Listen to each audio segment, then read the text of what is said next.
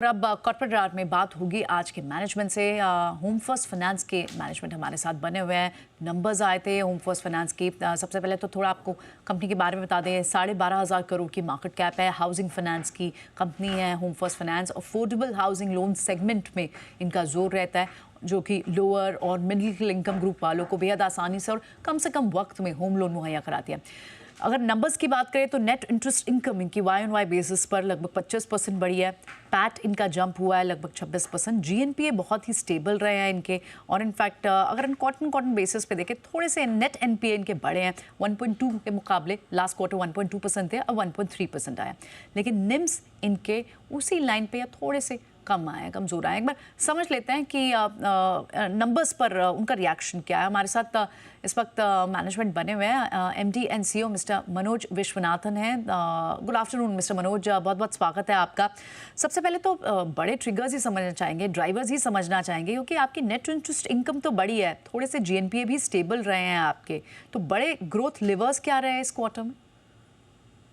Growth levers तो हमारा distribution expand होते जा रहा है, तो डिस्बर्सल भी उसके साथ साथ एक्सपैंड हो रहा है। तो last quarter we delivered highest ever disbursals of about 1275 crores।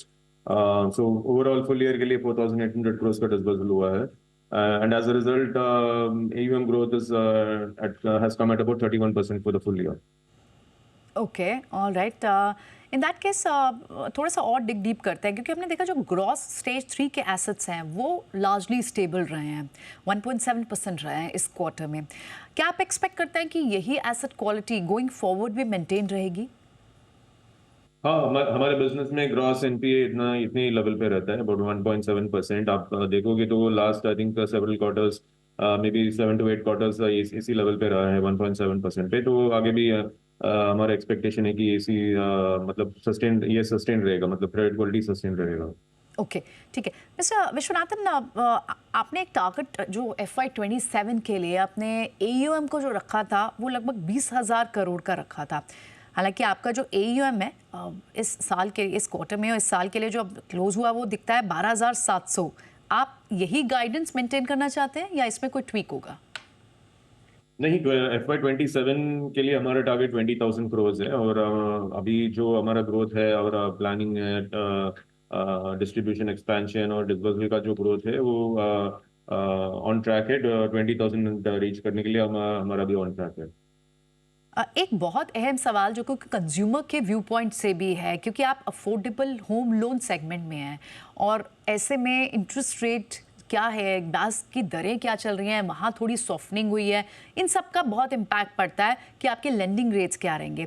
आप कितना इम्पैक्ट देख रहे हैं होम लोन की डिमांड पर? एक रेट कट हो चुका है और एक्सपेक्टेशन है कि एक और रेट कट जल्द ही आना होगा। आप कौन से टारगेट कस्टमर को इस सेगमेंट में टारगेट करना चाहेंगे? तो हमारा टारगेट सेगमेंट तो डिफाइंड है। ये फर्स्ट टाइम होम ओनर्स है, जो लार्जर कंपनी से या लार्जर बैंक से होम लोन लेने में उनको तकलीफ होता है for because of various reason. So उनको हम लोग सर्व करते हैं। तो जो basically lower middle income segment के जो लोग हैं, तो सेगमेंट तो हमारा सेट है, उसी सेगमेंट पे हम लोग फोकस करना चाहेंगे।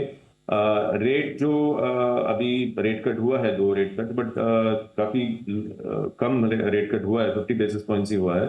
और उसका अभी ट्रांसमिशन शुरू नहीं हुआ है। तो ट्रांसमिशन एज जो बैंक्स का जो transmission to us and then from us to customer, तो बैंक्स का पहले ट्रांसमिशन होगा टू अस, तो हमारा जो बोरोइंग कॉस्ट गिरेगा थोड़ा सा, तो we will be able to transmit that to the customer.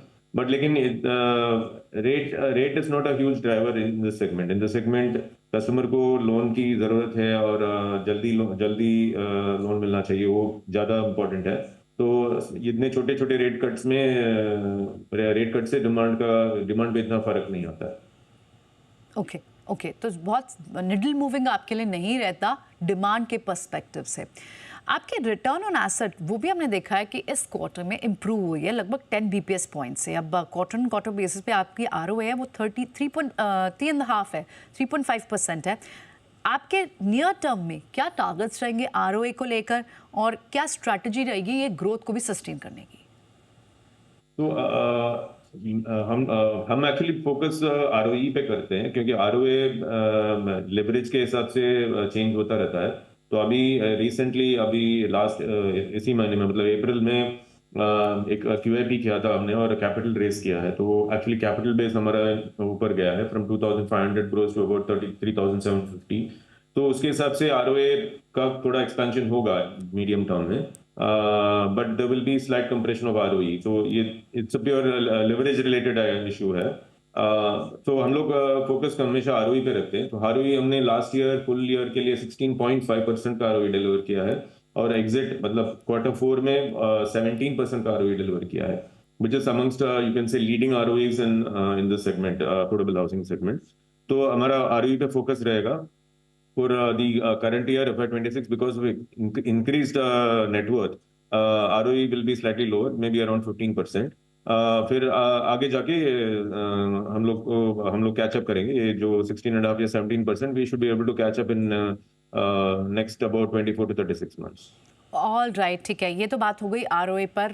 लेकिन आपने अभी हाल ही में जो QIP के जरिए फंड रेज किया अराउंड अबाउट 1250 करोड़ का, ये फंड कहाँ कहाँ डिप्लॉय करने का प्लान है? ये प्योरली ग्रोथ कैपिटल है। तो हमारा जो लेंडिंग ऑर्गेनाइजेशन है तो ग्रोथ के लिए कैपिटल की जरूरत पड़ती है। तो हमारा लिवरेज जब 5 तक पहुंच गया था तो in order to correct that and to have growth capital for next 4 to 5 years हमने QIP किया था। तो ये this will be purely growth capital. Question mister Vishwanathan, अगर आप हमसे गाइडेंस अपने ब्रांच एक्सपेंशन को लेकर भी शेयर कर पाएं कि अगले 1 से 2 साल में कंपनी ने क्या टारगेट सेट किए हैं? तो हमारा target normally about 30 to 40 branches रहता है साल का। तो we are basically looking at expanding by another 100 branches in the next 2 years। तो FY27 तक अबाउट 250 ब्रांचेस तक पहुंचने का हमारा टारगेट है।